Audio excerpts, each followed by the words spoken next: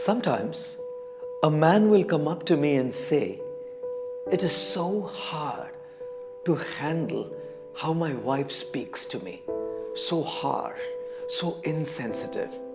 And sometimes a lady will come up to me and say, "It is so difficult to tolerate the idiosyncrasies of my husband, digging of the nose or biting of the nails."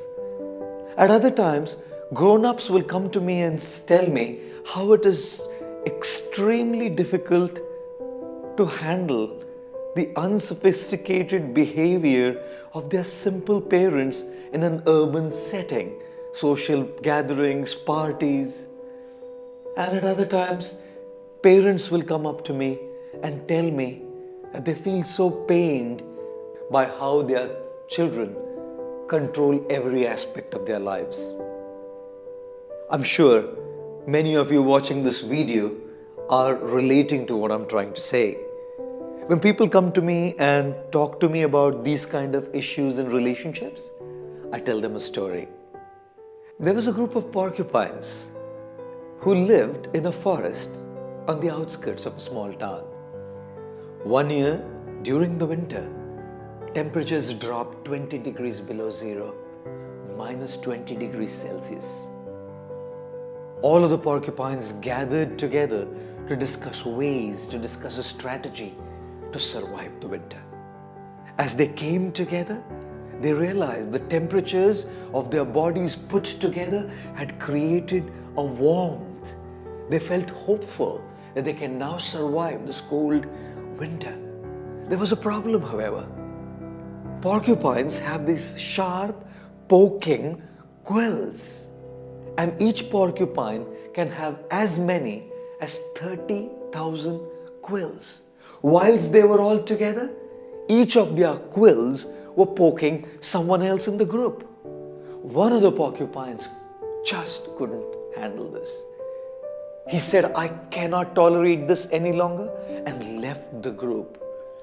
As this porcupine was now alone in the forest, reality dawned upon him that he cannot tolerate this cold winter alone. He had a choice.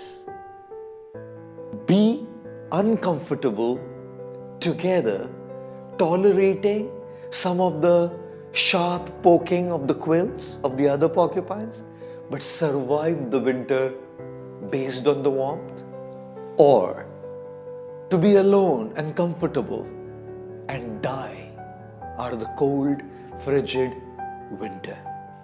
The porcupine returned back to the group, and as he entered and huddled into the group, he experienced the warmth and survived the winter. In our relationships as well, there's always a package deal. We can experience the warmth of meaningful, loving relationships. But that warmth of love comes with another dimension as well. The sharp poking of the quills, digging of the nose, insensitive speech, unsophisticated behavior.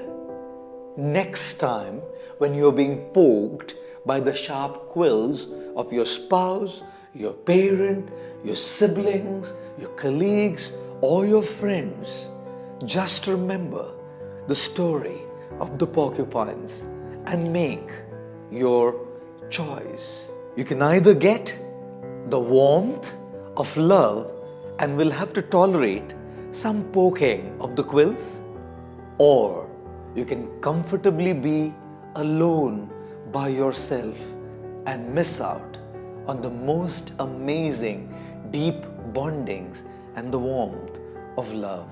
The choice is always yours.